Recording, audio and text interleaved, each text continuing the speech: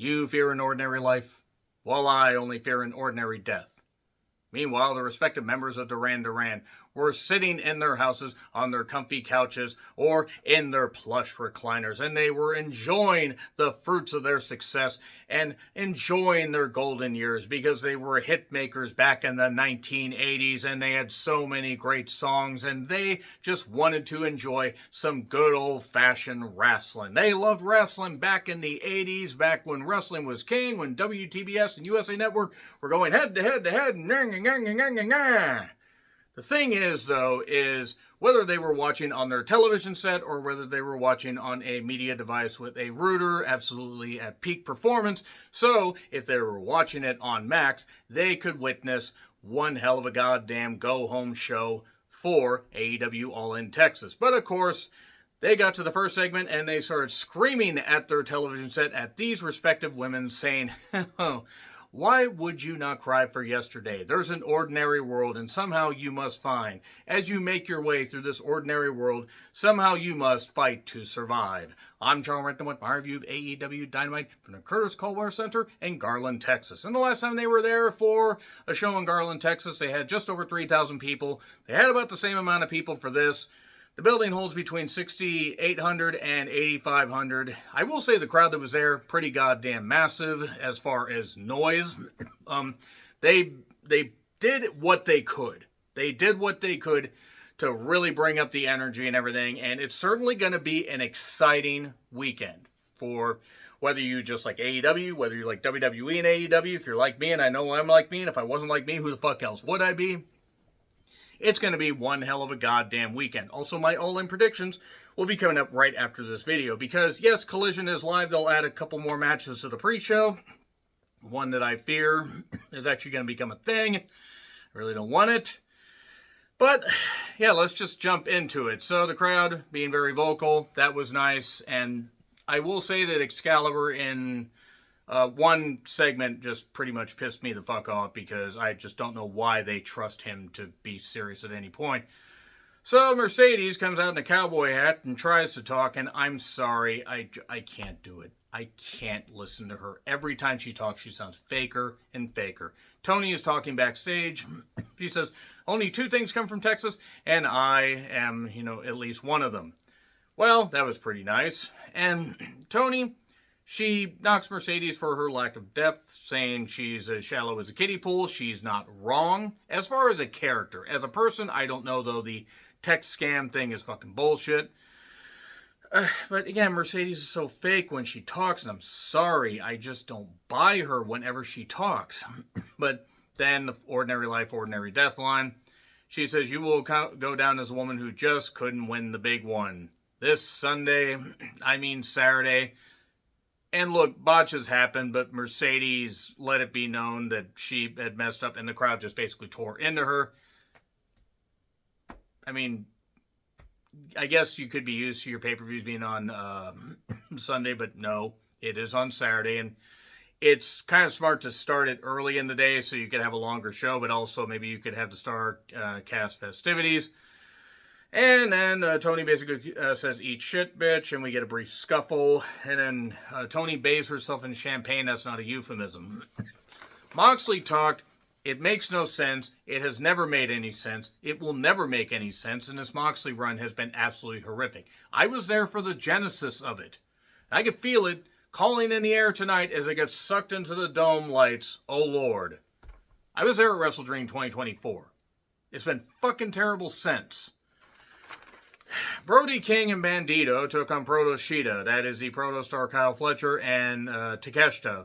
Basically, Bandito has pulled double duty, facing off against Takeshita at the Ring of Honor pay-per-view, whatever the fuck it is. And Brody is just kind of there to do big lad stuff. The match was what it was. But later we got a rail bump where Brody just basically flew into the guardrail. Bandito balances and then does a moonsault and then gets fisted out of the air and gets hit with the Raging Fire 1, 2, 3. I'm going to save my predictions for, obviously the video, but they better do something good with Kyle Fletcher this weekend. So then the Outrunners say to FTR, this will never be over, FTR. This will never be over. More patriarchy stuff. And I like Nick Wayne, but I don't think the stuff with Christian Cage has exactly been beneficial to him. It's gotten him more television time. The stuff with I'd be just as happy not seeing Christian Cage on my television screen after the end of this year. I mean, I'm sorry, I don't really need to see him anymore. But I think he signed a new deal, so he's probably going to be around for a while. Ricochet took on Blake Christian, who is upset that Ricochet attacked Lee Johnson. I think that's his partner. I think that's who it was. Blake Christian got a pre-tape.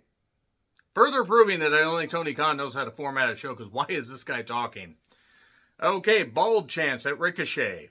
To be fair, referee Rick Knox was there too, but nobody really cares about Rick Knox or Brick Knox.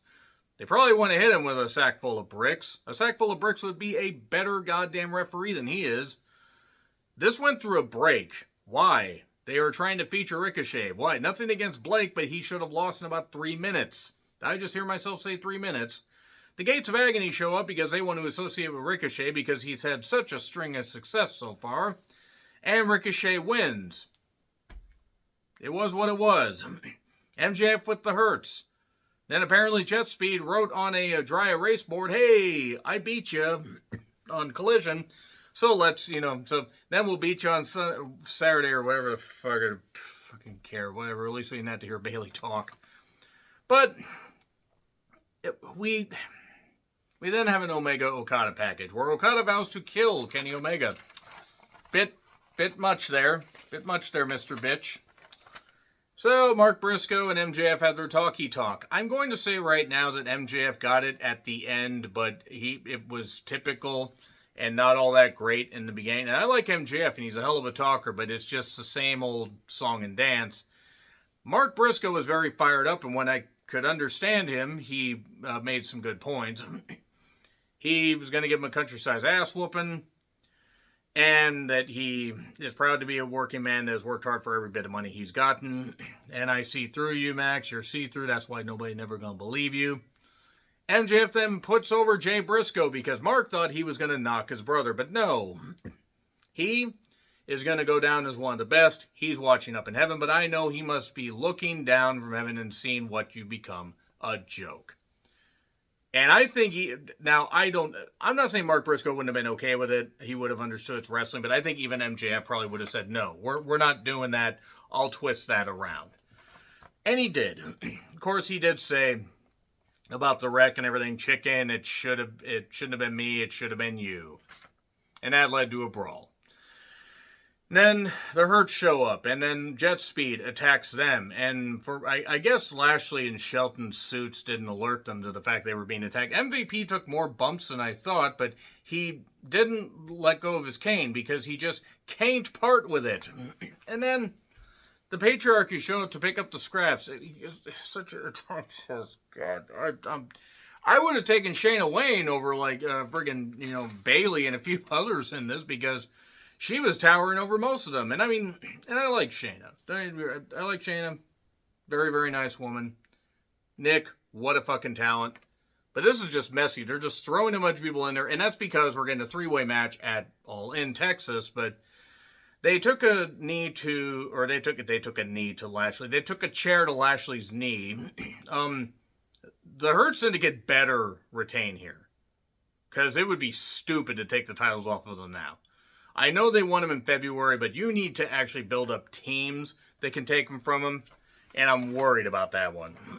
So, Megan Bayne, Tekla, Queen Aminata, as well as Ty Mello, Yellow, Conte, and Anna Jay was in the corner of Ty Mello, Yellow, and Megan Bayne had Penelope for all that she has lent as far as credibility and talent to this thing.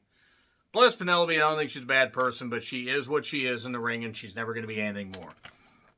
This was a 4-way for the number 2 spot in the Women's Casino Gauntlet, because Statlander has the number 1 spot. I don't know why Aminata seems to have something against Tekla. Did Tekla treat her badly on a tour of Stardom?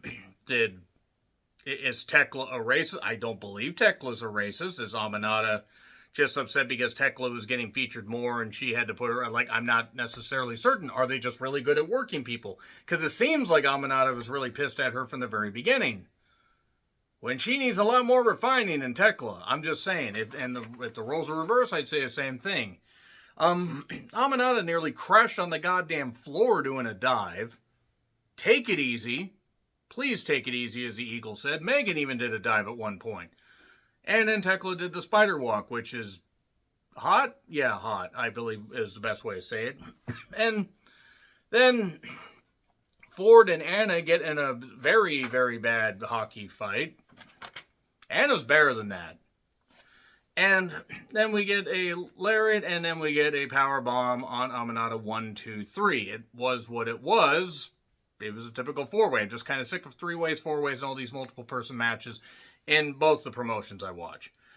Excalibur then talks about the floods in San Antonio and the environs. Or, I got a friend in Texas that has talked about how they sent me a clip about something from Rescue 911 where a similar thing happened about 38 years prior.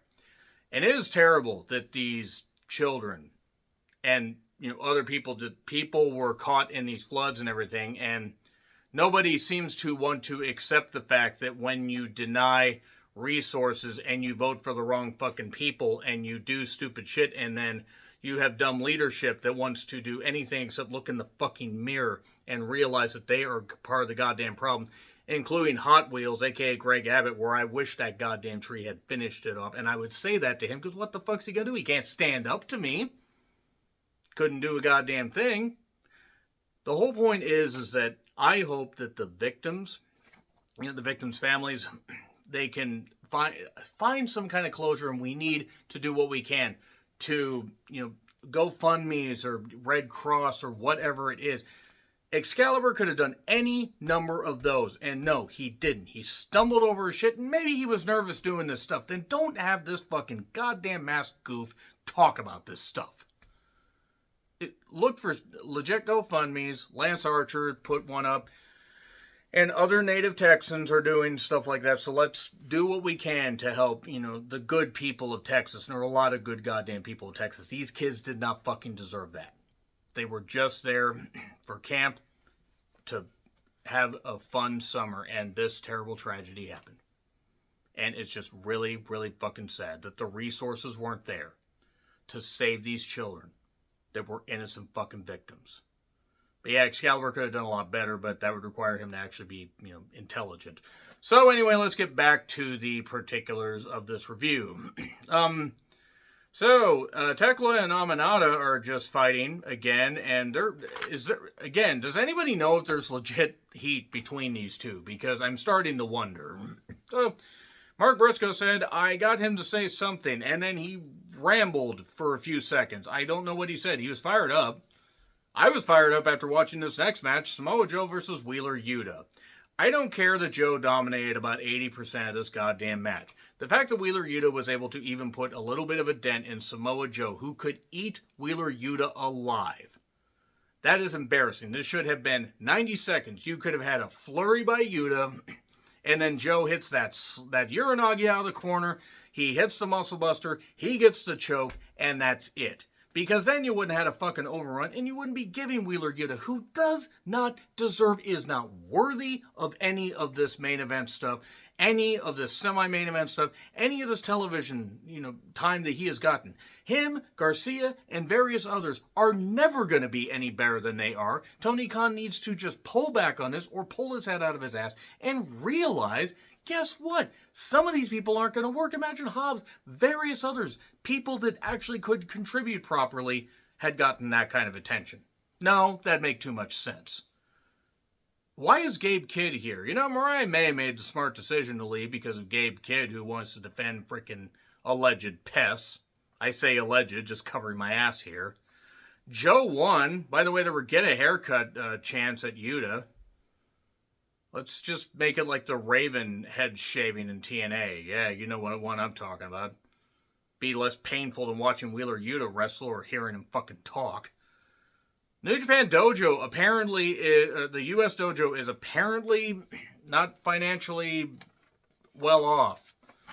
And I guess Shibata may have to make a pitch to Tony Khan. He's no longer the coach, but imagine Tony Khan bought the U.S. New Japan dojo and maybe ran the U.S. New Japan brand.